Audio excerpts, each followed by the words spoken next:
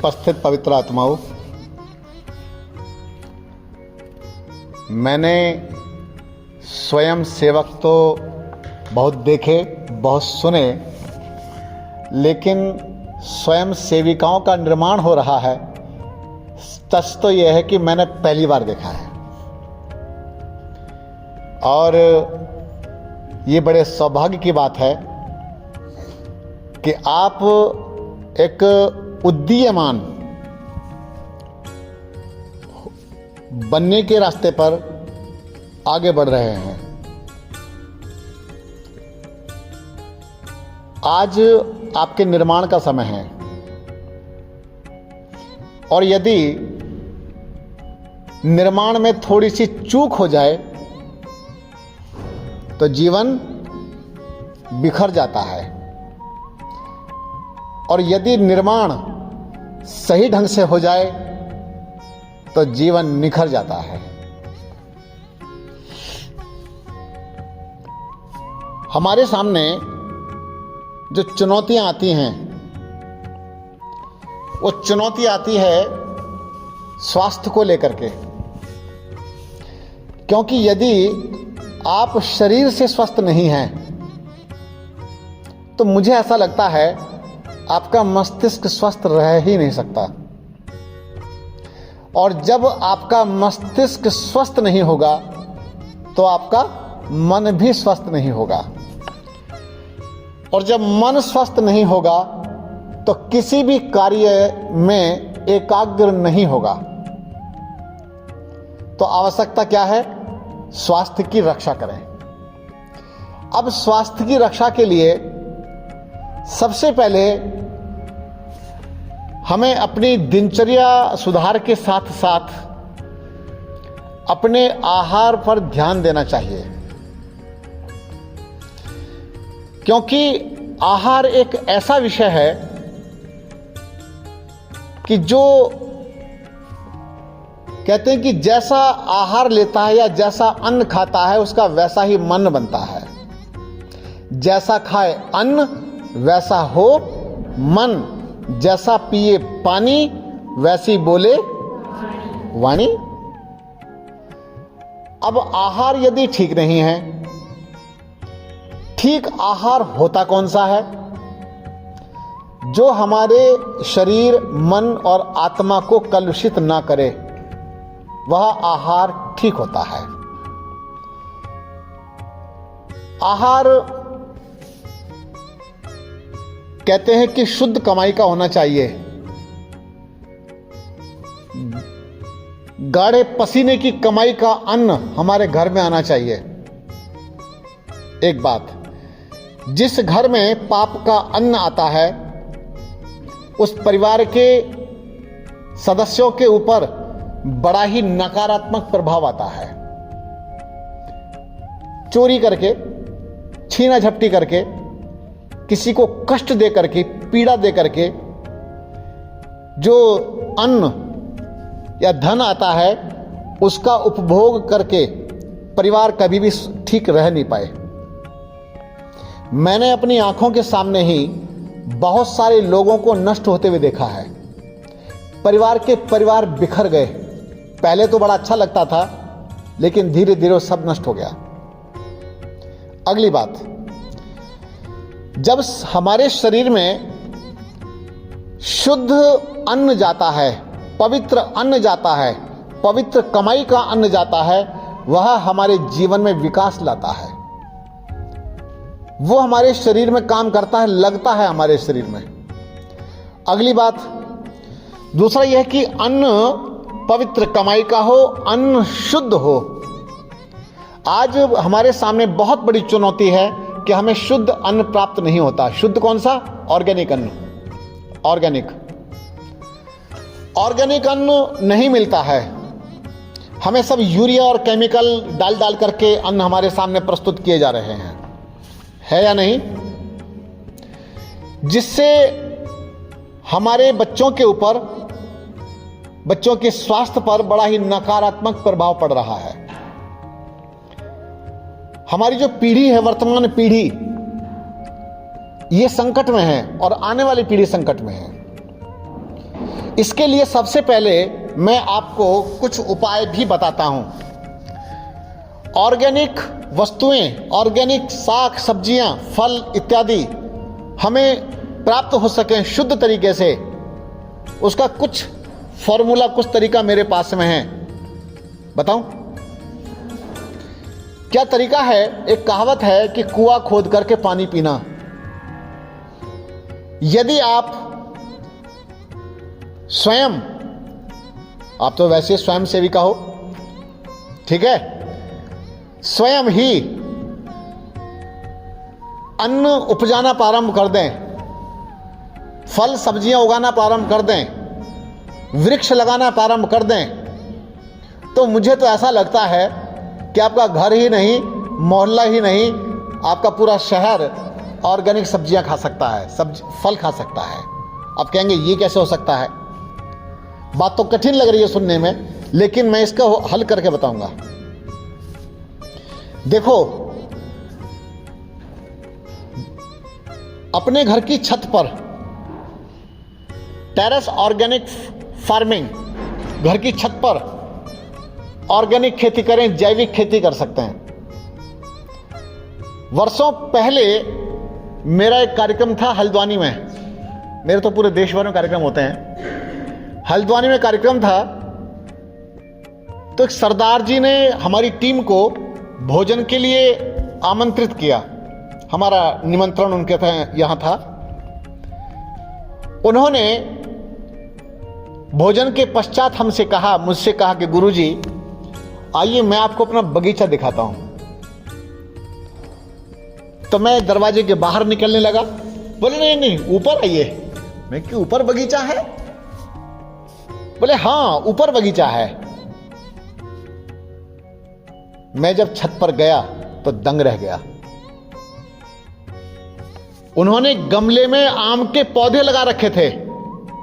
गमलों, बड़े बड़े जो गमले होते हैं, बड़े वाले आम के पेड़ खड़े थे, उस पर आम लगे थे। आपको आश्चर्य होगा, 80 प्रकार के पौधे लगा रखे थे उन्होंने, 80 प्रकार के।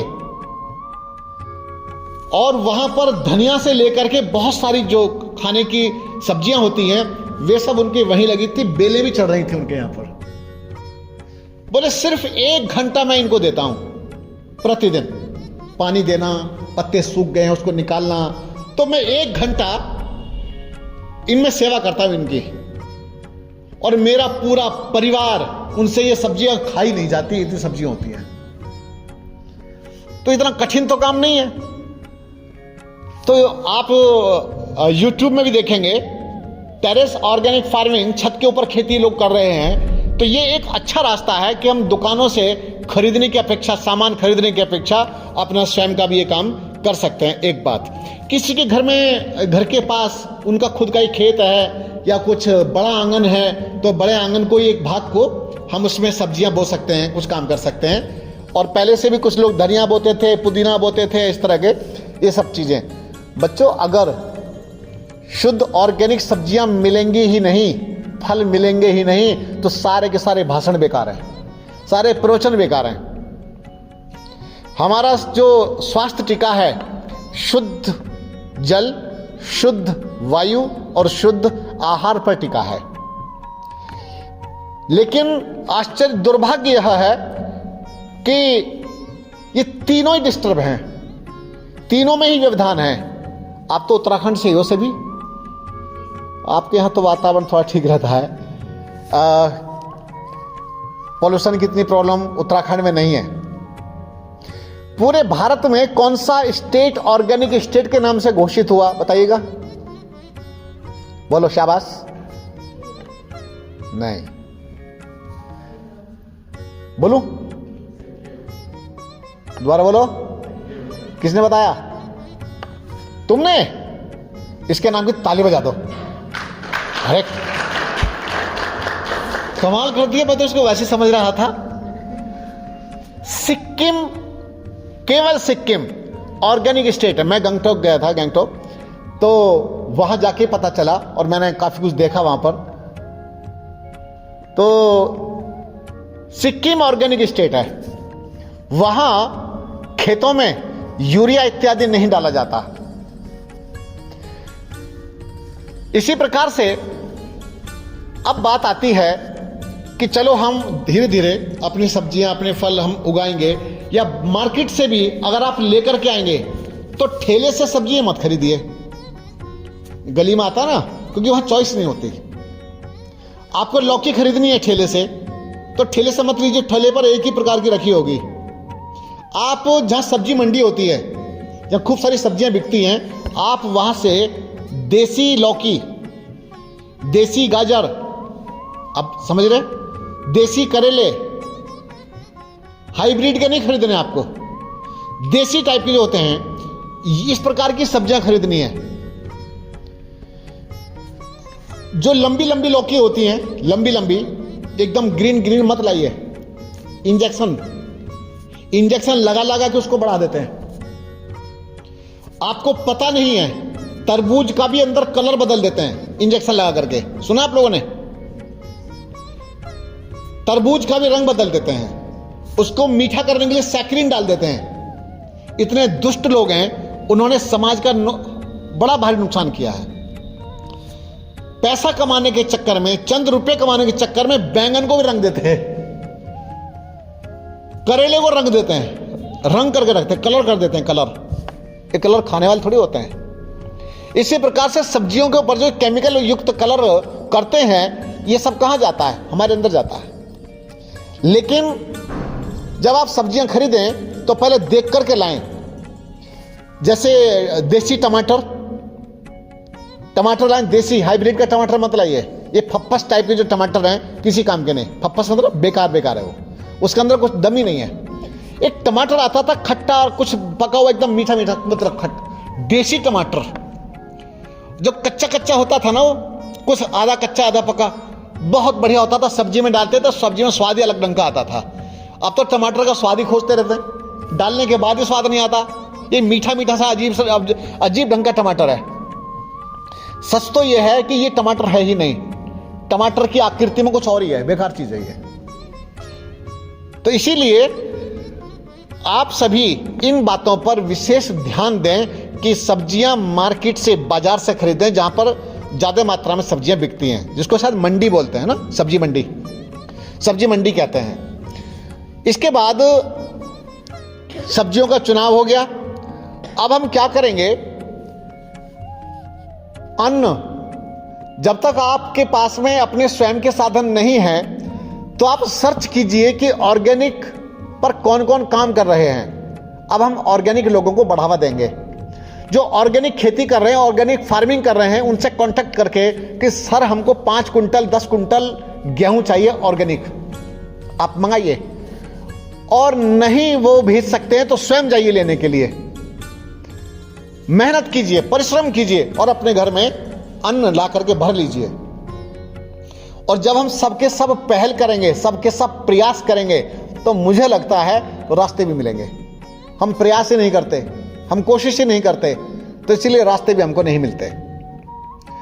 आप एक बार चलना प्रारंभ तो कीजिए। कहते हैं कि जब आप घर में बैठ के प्लान करते रहते हो तो प्लान ही करते रह जाते हो। प्लान कर ले, ठीक है, चल पड़ो आप। बोले आगे का कैसे? आगे जब तक जहां तक पता है वहां तक तो चलो। अरे वहां जाने के बाद फिर आगे का रास्ता मिल जाएगा। और ऐसा ही होता है। तो अपने लिए शुद्ध अन्न की व्यवस्था करें। अगला सब्जेक्ट आता है कि देखो मैं कितनी बारीकी पर ध्यान देने का प्रयास कर रहा हूं कि आप बच्चों को शुद्ध चीजें मिले। इसीलिए मैंने टेरेस ऑर्गेनिक फार्मिंग की बात की। एक बीज बम बनाइए। बीज बम समझते हैं? मिट्टी और खाद इकट्ठा करके लाकर रख लीजिए।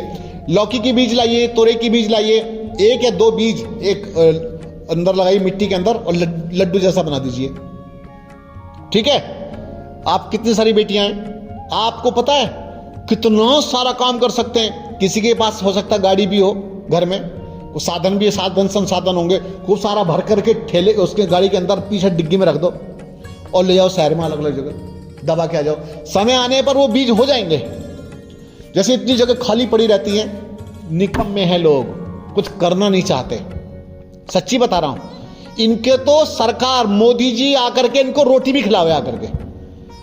इतने मोदी जी बन जाए दुनिया भर में कि हर व्यक्ति के साथ साथ मोदी जी घूमते फिरें और उसको समझाते रहें, अब ये करना, अब ये करना। योगी जी ना मिले तो डंडा वाले योगी जी मिल जाए, वो तो डंडे वाले ना।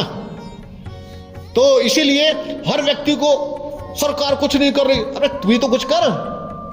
हर काम सरकार पर दोष, हर काम सरकार, हर व्यक्ति सरकार पर दोष दे रहा है। तुम्हारा कोई फर्ज नहीं है, तुम्हारा कोई दायित्व नहीं है। भैया अपना दायित्व भी हमें उतनी मजबूती से निभाना पड़ेगा, तब जाकर के राष्ट्र मजबूत होता है। हमारे नौजवानों को और हमारी पीढ़ी को समाप्त करने के लिए बहुत बड़ी साजिशें चल रही हैं, साजिशें रची जा रही हैं। मैं भी उसी में से एक हूं। मेरे प्रति भी साजिशें होती रहती हैं। मेरे यहां भी डांका डाला गया, और मेरे यहां तो मैं ऐसा वैसा नहीं हूं, मेरा पूरे विश्व भर में फैला हुआ नेटवर्क है, निरोग भारत के नाम से। ठीक है, गाड़ी खड़ी रहती है ना निरोग भारत की इधर, तो निरोग भारत के नाम का हमारा बहुत बड़ा नेटवर्क है। तो उस नेटवर्क को समाप्त करने के लिए हमारे भी पीछे हमारे चाहने वाले लगे हुए हैं, बहुत सारे पड़े हुए हैं। हमारी टांग खींचने पर लगे पड़े, पर हमारी टांग लंबी बहुत है और मजबूत बहुत है। तो इसीलिए अपने को मजबूत बनाना है हमें किसी से हारना नहीं है। हारने के लिए हमारा जन्म ही नहीं हुआ है, और अगर कभी हार भी जाए ना तो उसे सीख लेना है हमें। अगली बात, हमारे बच्चों को समाप्त करने के लिए, हमारी पीढ़ी को समाप्त करने के लिए साजिशें रची जा रही हैं। चाइना वालों ने साजिश रची, तो चाइनीज फूड हमारे भारत में है या नहीं है? सच्ची बताना, चाइनीज फूड हमारे भारत में क्या कर रहे हैं? ये जो कच्चे मैदे के जो मोमोज यहां बिक रहे हैं, ये किसी काम के हैं आपके लिए? केवल आपको बर्बाद करने के साधन है सारे के सारे। चाहे आप नूडल्स खाइए, चाउमीन खाइए, मोमोज खाइए, बर्गर खाइए, पिज्जा खाइए, जितनी भी चीजें आप खाएंगे, ये सिर्फ और सिर्फ आपको बर्बाद करने के लिए है। आप इनसे कोई पहलवान तो बनने वाले नहीं, रेसलर तो बनेंगे नहीं आप इनसे। हां, आपका स्वास्थ्य अंदर से डैमेज अवश्य हो जाएगा। उस समय पता नहीं भी चला आपने बाहर का कोई फास्ट फूड खाया, जंक फूड खाया, लेकिन आपको खाने में तो बड़ा अच्छा लग रहा है। क्यों? क्योंकि उसमें स्वाद बनाने के लिए एसेंस डाले होते हैं। एसेंस, भिन्न भिन्न प्रकार के सुगंधित और तरह तरह के एसेंस डाल डाल के उसको तैयार किया गया होता है। और जिस स्मेल के चक्कर में फिर हमारे बच्चे फंस जाते हैं, और बच्चे फंस गए और फिर उसकी आदत पड़ती है, उसकी डिमांड होती है दिमाग में, फिर चाहिए हमको, फिर खाना है, फिर खाना है। हमारे पास में कुछ हमारे गेस्ट आए हुए हैं, तो मैंने उनको ऊपर ही बुला लिया जहां मैं रहता हूं, ऊपर कुटिया पे। तो गुड़िया हमारे पास बैठी है, ये एडवोकेट, इनका भी इस बार पूरा हो जाएगा ना, ये लास्ट ईयर इनका चल रहा है, सुंदरम नाम इनका। और उसके बाद में फिर ये शायद जज बनने के रास्ते पर हैं, 1-1.5 साल 2 साल लगेगा उसमें भी, उस 2-2.5-3 साल के अंदर अंदर ये जज की सीट पर पहुंच जाएंगे। तो मैंने इनको मोटिवेट किया, मैंने ऐसा करते हैं, मैं चाहूं तो नीचे भोजन के लिए बोल दूंगा, नीचे भोजन हो जाएगा। और मैंने कहा जब आप आए ही हैं और मेरे पास, तो हम एक काम करते हैं, हम खुद खाना बनाएंगे। हमने फिर हांडी में पुलाव टाइप का हमने फिर वहीं पर निर्माण किया, सब्जियां डाल डाल करके बढ़िया ढंग से, उसमें ना तो बहुत नमक, ना मिर्च, ना ज्यादा मसाले, लेकिन हाथ खाने से रुकता ही नहीं, इतना स्वादिष्ट। 3 बार लिया। तो इसी प्रकार से इतना स्वादिष्ट मिट्टी के बर्तनों में खाना बनाया हमने। और मिट्टी के बर्तनों का जो भोजन होता है, एक बार खा के देखना, किस किस ने खाया है मिट्टी के बर्तन में बना हुआ खाना? एक एक हांडी खरीद के लेके जाना, ठीक है? एक एक हांडी खरीद के लेके जाना। बोले देहरादून गई थी तो क्या लेके आई? बोले हांडी लेके आई हूं। अरे बोले हांडी में दाल बनेगी, हांडी में खिचड़ी बनेगी, हांडी में चावल बनेंगे, हांडी में आप सब्जियां बना करके खा करके देखिए, आप भूल जाएंगे बड़े बड़े होटल का स्वाद। कुछ नहीं रखा, नेचुरल लाइफ स्टाइल की तरफ जितना आओगे उतना ही आनंद आएगा जीवन में। नहीं तो क्या, यहां पिंपल्स और ये पिंपल्स ले, झाइयां ले, डार्क सर्कल ले, है ना, मेरा तो सिर में दर्द है, मुझे तो चक्कर आते, बेचैनी होती है, और सूरज की धूप में खड़े नहीं हो सकते, मेरा तो इचिंग होती है। यह मोबाइल चलाती रहेंगी, मोबाइल चलता रहेगा, है ना, टिक टिक टिक टिक टिक। उसके बाद में जो बाहर जाने का ना, ऐसे करते, ऐसे करके, ऐसा मुंह बना बना करके। अरे लड़कियां ने, लड़के भी करते हैं, सूरज की ओर देख ही नहीं सकते, सूरज की धूप में जा नहीं सकते, सूरज की धूप में जाते तो उनको स्किन बर्न हो जाता है, वो सनस्क्रीन लगा लगा के जाते हैं, वो क्रीम लपेट लपेट करके जाते हैं। हद तेरी, मतलब हद हो गई है। और इतनी एनर्जी अंदर की घट गई है कि उनसे जरा सी धूप बर्दाश्त नहीं होती। और बदबू तो अंदर बहुत भरी पड़ी है, बदबू जानते, दुर्गंध इतनी भरी पड़ी है कि परफ्यूम छिड़क करके बात बनती है। और इतना परफ्यूम लगा लेते हैं कि मतलब सूंघ सूंघ के खुद देखते हैं ऐसे करके। अब दूसरे की नाक कितनी खराब होगी। मेरे पास में अगर कोई आकर के बैठ जाए परफ्यूम वाला या परफ्यूम वाली, तो मेरे को तो उठना पड़ता है वहां से। क्यों? अरे सुगंध तो अंदर से आनी चाहिए, लेकिन हम सुगंध बाहर से डाल रहे हैं, अंदर बदबू भरी पड़ी है, मल सड़ रहा है, कफ सड़ रहा है, एसिड सड़ रहा है अंदर अंदर, गंदगी भरी पड़ी है और स्मेल आ रही है स्किन से। उसको दबाने के लिए परफ्यूम पर परफ्यूम लगाए जा रहे हैं। एक किसी ने कहा, मैंने तो जी वो लगाया है इत्र। मैंने कहा क्यों लगाया है? बोले खुशबू आती है कि बहुत दुर्गंध है आपके अंदर। बोलो नहीं ऐसा तो नहीं, मेरे ऐसा ही है, हमने नहीं लगाया, हमारा पूरा शरीर सूंघ के देख लो, सरसों के तेल की बदबू आएगी हमारे अंदर से, क्योंकि हम तो सरसों का तेल लगाते हैं। तुमको आए सो आए, लेकिन सरसों का तेल सुरक्षा रखता है बढ़िया। तो इसीलिए हम नेचुरल जितना जिएंगे उतना ही आप रफ टफ रहोगे, जितना रफ टफ रहोगे उतना ही आप आनंदित रहोगे। आपने अगर अपनी लाइफ को दबा दिया तो आप दबते चले जाओगे। तो बाहर के जितने भी फास्ट फूड हैं, जंक फूड हैं, इनसे तो आपको छुट्टी करनी चाहिए।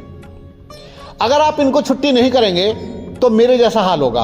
मतलब मैं तो अभी ठीक हूं, जब मैं गुरुजी के पास आया था तो ऐसा नहीं था, मैं 7-8 बार चाय पीता था और अब तो चाय नहीं पीता। अब चाय नहीं पीता, वर्षों हो गए। तुम सबकी उम्र से ज्यादा मुझे चाय छोड़े हुए हो गए, यानी कि 32-33 वर्ष मुझे चाय छोड़े हुए हो गए। तो इसी प्रकार से हमने प्रैक्टिकल जीवन जिया। तो इसीलिए बता रहे हैं बच्चों कि चाय के अंदर 11 जहर होते हैं, 11 पॉइजन्स। टैनिन, कैफीन, थीन, पेमिन, वेलेटाइल ऑयल, स्ट्रिग्नाइल, एरोमेलिक एसिड, ऑर्गेनिक एसिड, साइनोजेज। तो ये चाय के अंदर पाए जाते हैं। और क्यों पी रहे? आदत पड़ गई। एक ही झूठी सी हंसी हंस कर की आदत सी पड़ गई है थोड़ी। तो ये जो आदत पड़ गई है ना, कोई मतलब नहीं है। बड़े बड़े पढ़े लिखे सभ्य अगर कोका कोला की बोतल आ जाए तो सोचो परमात्मा मिल गए। तो ये जो बोतलें खुल रही हैं या ये जो चाय पी जा रही है, ये आपको लगता होगा कुछ फैशन, या आपको लगता होगा कुछ आपका रेस्पेक्ट हुई। मुझे तो कोई रेस्पेक्ट नहीं लगता, मैं तो कहीं जाता हूं मेरी कोई डिमांड ही नहीं है। तो इसीलिए मुझे लगता है कि आपको इन सब चीजों से भी हटना चाहिए। मेरे विचार से किसी एक व्यक्ति को मैंने कहा कि तुम चाय मत पिया करो। बोले जी मैं आज से ही वचन देता हूं चाय नहीं पीऊंगा। एक हफ्ते बाद मेरी बात हुई, मैंने कहा जी क्या हाल है, चाय छोड़ दी? बोले बिल्कुल छोड़ दी। मैंने कि फिर क्या पीते हैं? बोले कॉफी पीते हैं। मैंने कि बड़ी अच्छी प्रोग्रेस की है आपने। मैं अपने पिताजी की गलती बताता हूं, पिताजी वाली गलती। अब तो पिताजी चले गए शरीर छोड़ करके, अब तो मुझे वैसे कुछ नहीं कह सकते। नहीं तो मेरी तो गन्ना थेरेपी हुई है खूब जम के, पिटाई होती थी। तो पिताजी पीते थे बीड़ियां, है ना? सुनो बेटे, पिताजी बीड़ियां पीते थे और बीड़ी पीते थे। एक दिन मैंने उनसे कहा, मैंने कहा जी हम भी पीने लगे? बोले अभी तेरी उम्र ना है। मुझसे बोले तेरी उम्र नहीं है। मैंने कहा ऐसा करो जी, आप ये बीड़ी पीनी छोड़ दो, हम आपके बच्चे और हमारे ऊपर इसका गलत प्रभाव पड़ता है। मैंने पिताजी को समझाया। मैंने कि जरा बीड़ी का बंडल निकालो। बंडल निकाला। बंडल निकालने के बाद मैंने कि एक तरफ तो रखा बंडल, एक तरफ बैठे हम। अब बोलो आपको कौन प्यारा? अरे बोले बंडल गया यूं। बस अब तूने कह दिया, अब मैं बीड़ी नहीं पीऊंगा। एक हफ्ते बाद देखा तो सिगरेट पी रहे थे पिताजी। अरे बड़ा आनंद आ गया। पिताजी तो पिताजी हैं, बाप तो बाप है भाई, तो बाप तो बड़ा ही काम करेंगे। तो मेरे पिताजी ने बड़ा महान काम किया और पिताजी ने प्रोग्रेस कर ली। मुझे जब उन्होंने एक हफ्ते बाद देखा, मैंने कहा जी आप तो सिगरेट पी रहे। बोले बेटा उस दिन से मैंने बीड़ी नहीं पी। उस दिन के बाद बीड़ी नहीं पी। तो इसीलिए हमें बहाने नहीं ढूंढने। हम ऐसा नहीं कि आपको मैंने बताया कि ऐसा नहीं करना तो फिर आपने उसका दूसरा विकल्प खोज लिया।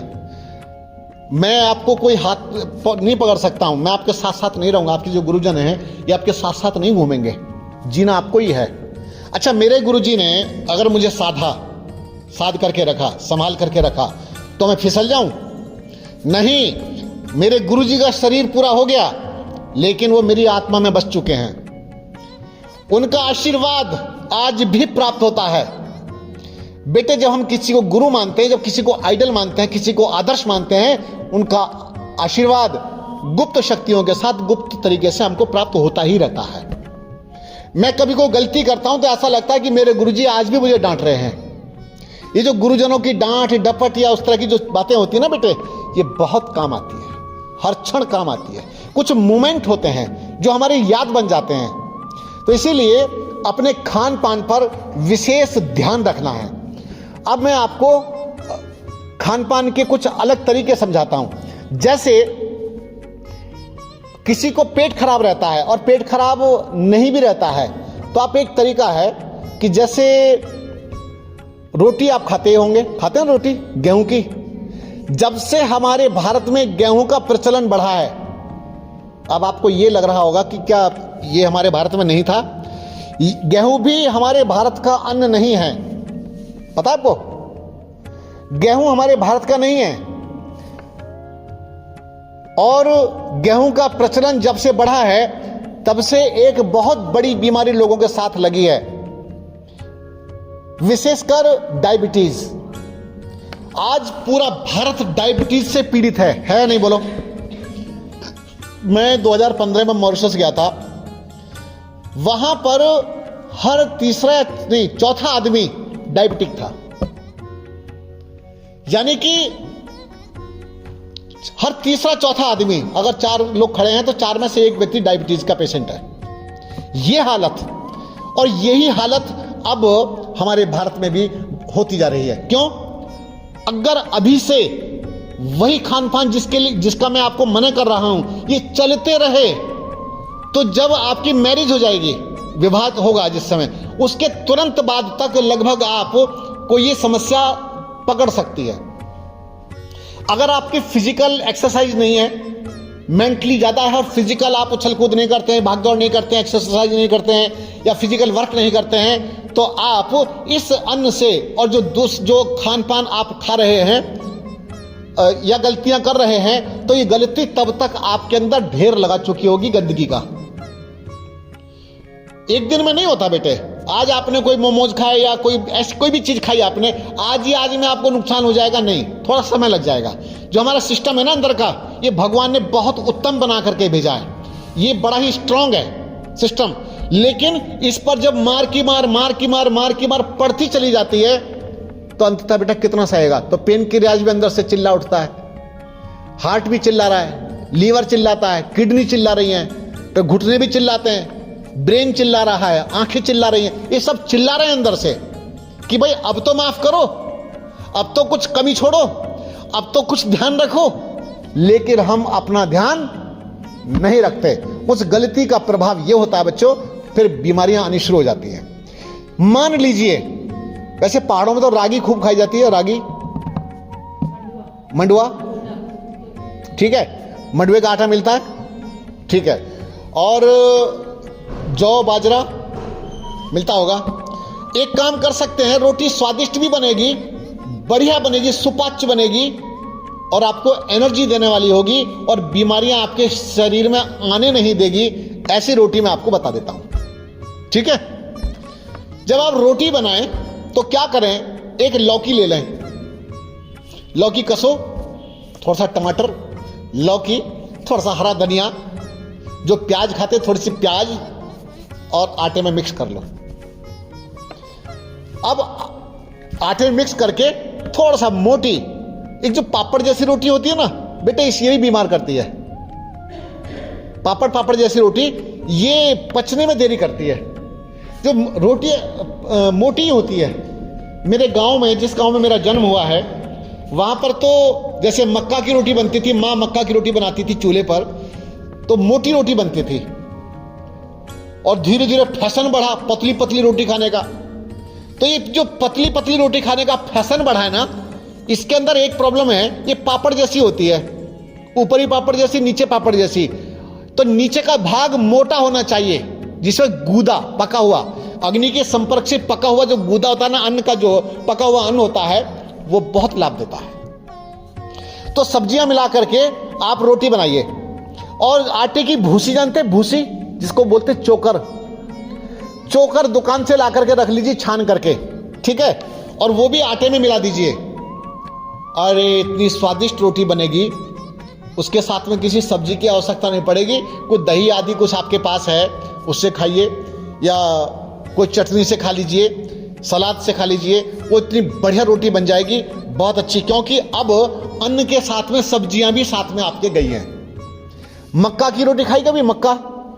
मकई, तो मक्का का आटा, उसमें किस दिन आप गाजर कस दीजिए, या कभी किसी ने केले की रोटी खाई है? नहीं खाई होगी। ये ऐसे उपद्रव मैं ही करता हूं, मैं क्योंकि अकेला रहता हूं तो खुरापात में लगा रहता हूं, कभी कुछ दिमाग चलता ही रहता है। तो मैंने बहुत सारे एक्सपेरिमेंट अपने ऊपर ही कर डाले हैं, और इतनी तरह की रोटी मैं जान चुका हूं, सीख चुका हूं बनाना बहुत सारी। तो क्या करते हैं, नहीं मैं कोई कुक नहीं हूं, मैं किसी रेस्टोरेंट नहीं चलाता हूं, मैं तो खुद के लिए करता हूं जो भी कुछ करता हूं। हाँ, जब मेरा तैयार हो गया फिर मैं पब्लिक को बताता हूं, जो मेरे संपर्क में आते हैं लोग। आप आटे में क्या करें, मक्का के आटे में केले को काट करके अच्छी तरह से गूंथ लीजिए, उसमें थोड़ी सी किशमिश डाल दीजिए, किशमिश, इलायची डाल दीजिए।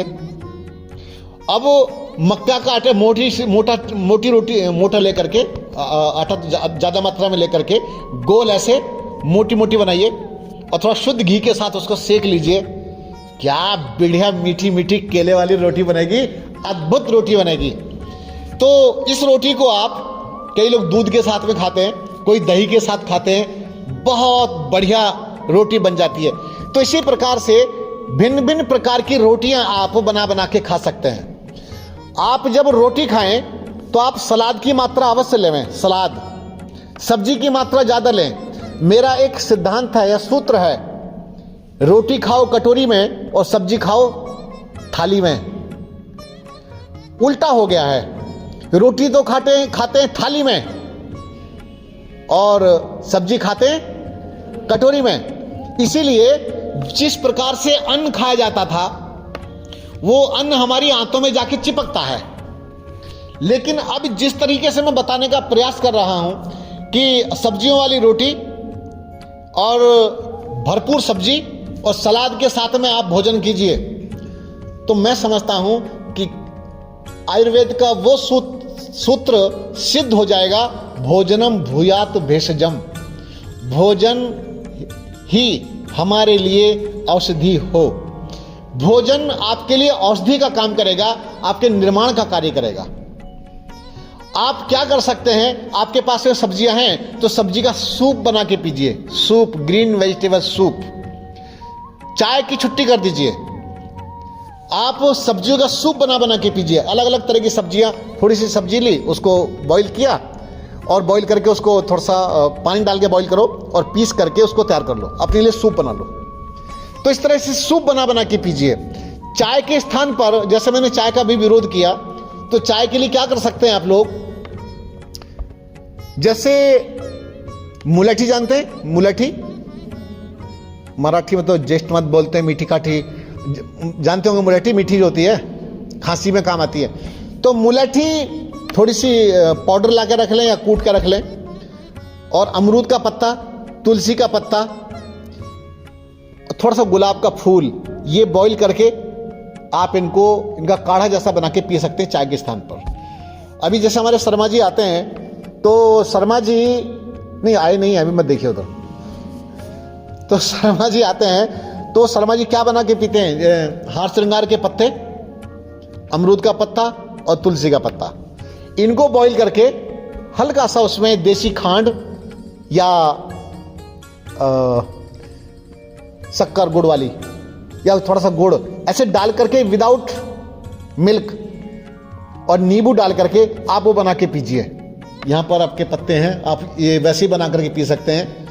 और कोई कितना ही बड़ा गेस्ट आ जाए, कुछ भी आ जाए, आप अपना आदर्श अपनी ओर से प्रस्तुत कीजिए। आप जहां रहते हैं, और ऐसा नहीं कि मेरे यहाँ बड़े मिनिस्टर आ रहे हैं या मेरे यहाँ बड़े लोग आ रहे हैं, मेरे यहाँ कोई छोटा बड़ा नहीं है। मेरे यहाँ तो जो व्यक्ति आया है उसको मैं अपने ढंग से जीवन दूंगा, उसके अनुसार जीवन नहीं दूंगा। मेरे यहाँ ये नहीं कि कोई शराब पीता तो मैं उसको शराब की बोतल ला कर रख दूंगा, कोई मांस खाता तो बकरा मंगा करके वहीं काट, ऐसा नहीं करूंगा। मैं उसको नेचुरल लाइफ ही दूंगा, जैसा मैं हूं जीने वाला वैसा ही उसको दे सकता हूं। अलग से कोई भी गलत चीज ना तो मैं स्वयं खाता पीता हूं और ना ही किसी व्यक्ति को मैं प्रस्तुत कर सकता हूं।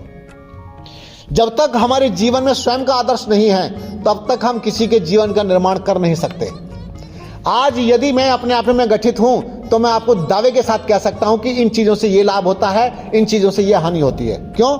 मुझे पता है और बारीकी से पता है कि क्या खाना चाहिए और क्या नहीं खाना चाहिए।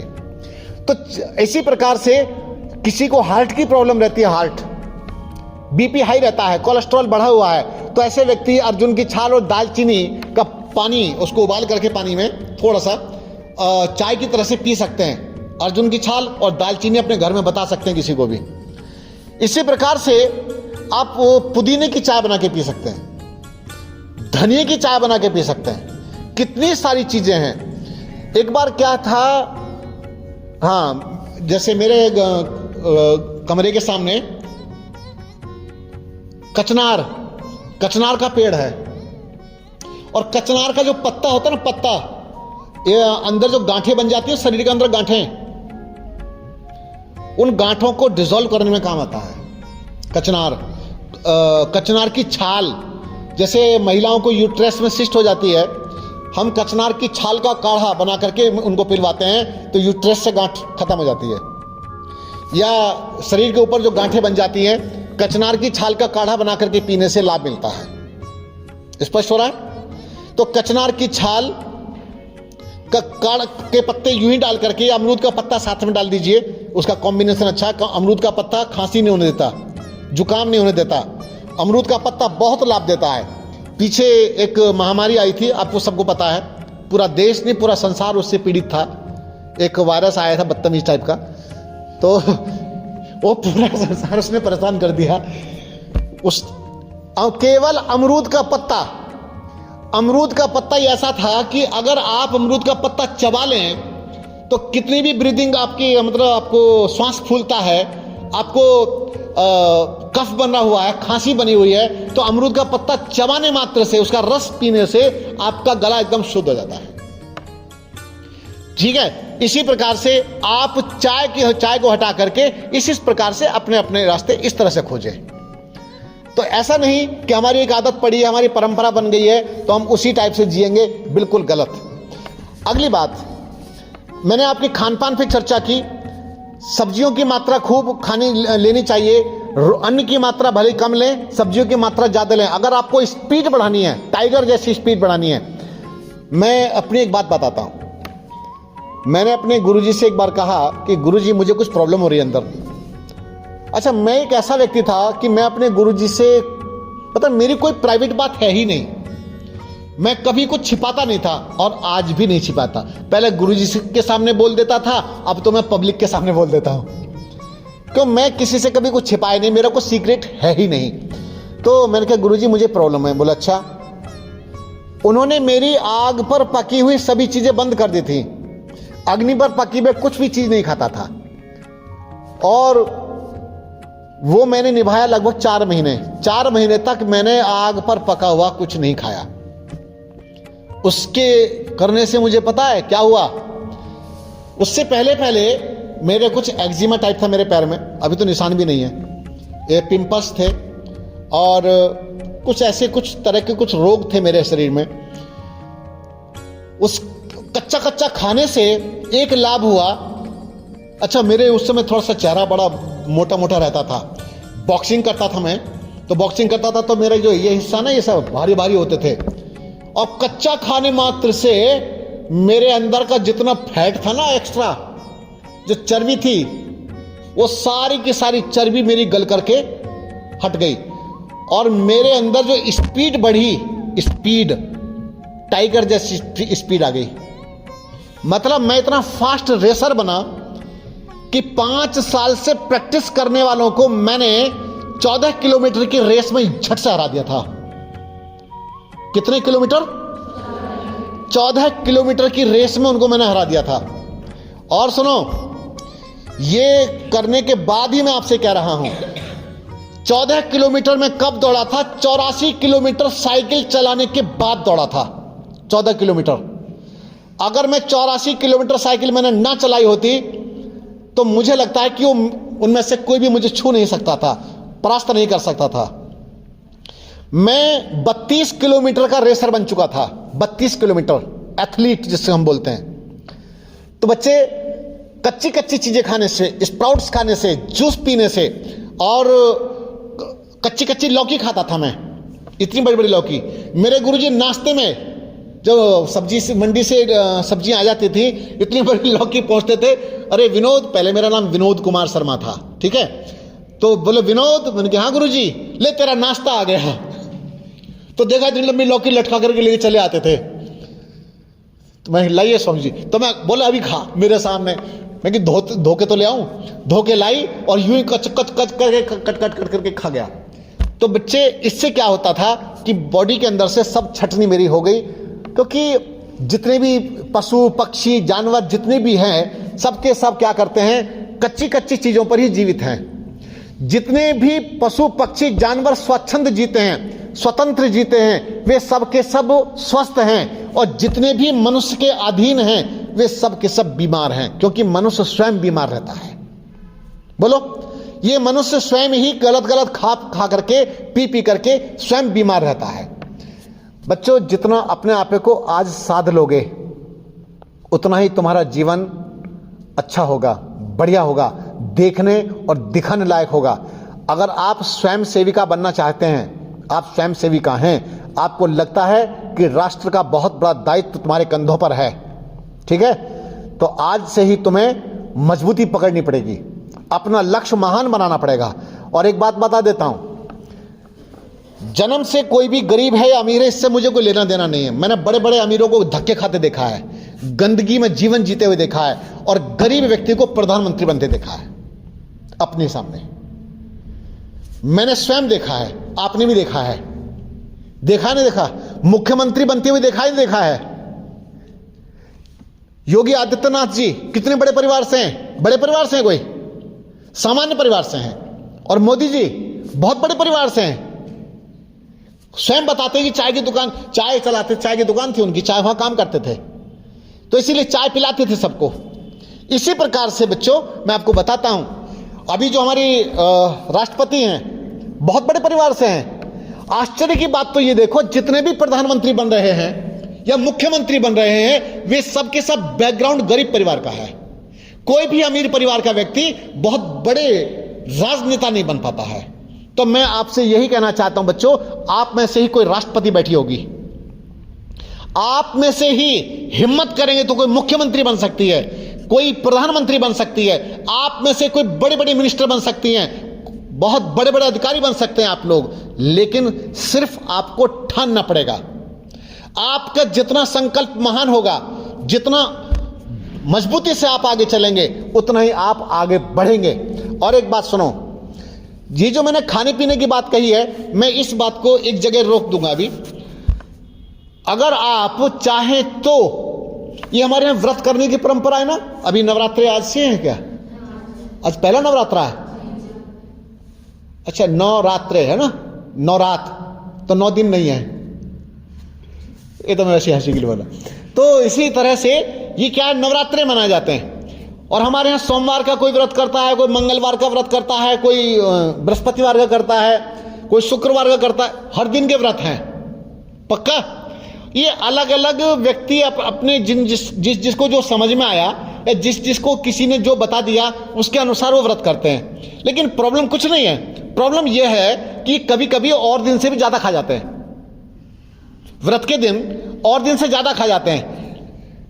पेड़े भी खा लेते हैं, केले खा लेते हैं, दूध पी लेते हैं, बर्फी खाने से कोई परेशानी नहीं, भुने हुए चौलाई के लड्डू खा जाते हैं, भुने हुए आलू खा जाते हैं, और कूटू के पराठे खा जाते हैं, कूटू की पकौड़ी खा जाते हैं, और बेसन की भी कई चीजें खाई जाती हैं।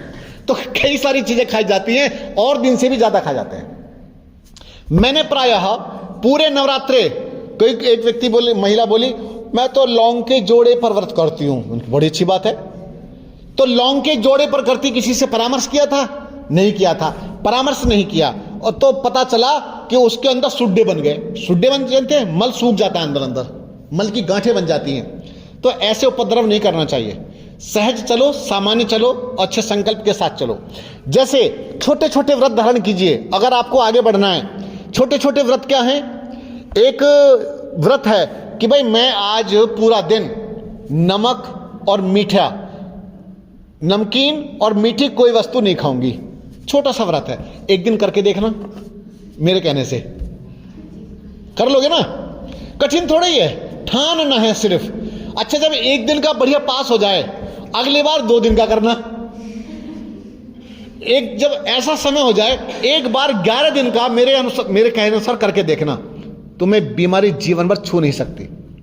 ये जो चीनी हम घोल घोल के पी रहे हैं ना, और जो नमक पर नमक खाए चले जा रहे हैं, ये सब का सब हमको हानि करने वाला है। ये वाइट पॉइजन्स हैं, चीनी, नमक और क्या है? मैदा। नमक, चीनी, मैदा, ये सब के सब जहर हैं। और रिफाइंड हमारे लिए पॉइजन है, साइलेंट किलर है ये। तो साइलेंट किलर, ऐसी चीजों का सेवन हमें बिल्कुल भी नहीं करना है।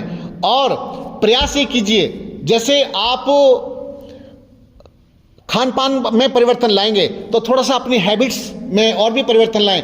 जैसे नहाते हैं, नहाने के लिए कई लोग साबुन यूज करते हैं, तो साबुन ना यूज करके आप मुल्तानी मिट्टी, हल्दी, चंदन, गुलाब जल, ये सब मिक्स करके मिट्टी के बर्तन में रख लीजिए, अपने फेस पर भी लगाइए और पूरे शरीर पर मल करके नहाइए। उससे आपको बहुत बढ़िया लगेगा, अच्छा लगेगा। तो जितना नेचुरल बनोगे, जितना आपकी लाइफ स्टाइल चेंज होगी, जितना नेचुरल लाइफ स्टाइल बनेगी, जितना नेचुरल खान पान बनेगा, उतना ही आपको जीवन में आनंद आएगा। और एक बात, पढ़ाई में पीछे नहीं रहना, पढ़ाई में बिल्कुल पीछे नहीं रहना, क्योंकि अगर इस मौके को चूक गए, ये अवसर चूक गए, बेटा इस बात से अभी जो मैं बताने वाला हूं, ये कोई पता नहीं तालमेल है या नहीं है, बता दूं, मेरी बातों को गंभीरता से समझना।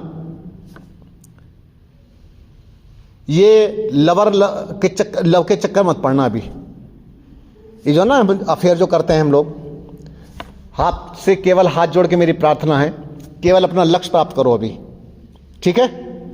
और जब माता पिता विवाह के लिए प्रस्ताव रखें, बच्चे अब हम तुम्हारा विवाह करना चाहते हैं, ठीक है, बड़े शांति पूर्वक, मर्यादा पूर्वक अपना विवाह होना चाहिए।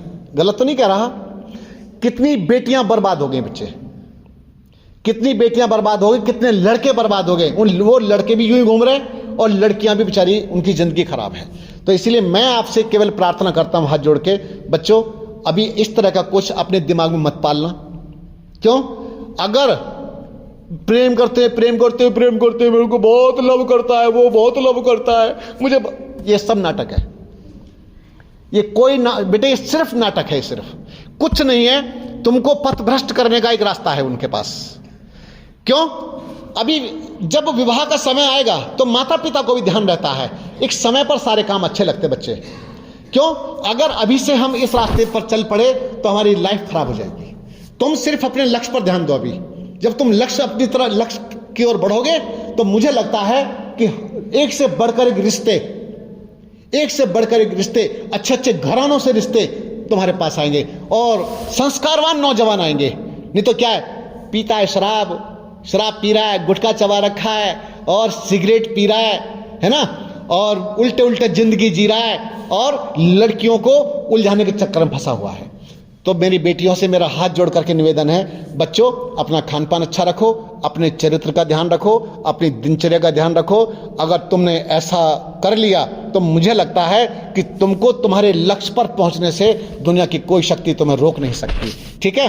मेरा बहुत बहुत आशीर्वाद है। तुम आगे बढ़ो, खूब प्रोग्रेस करो। बहुत बहुत धन्यवाद, शुक्रिया।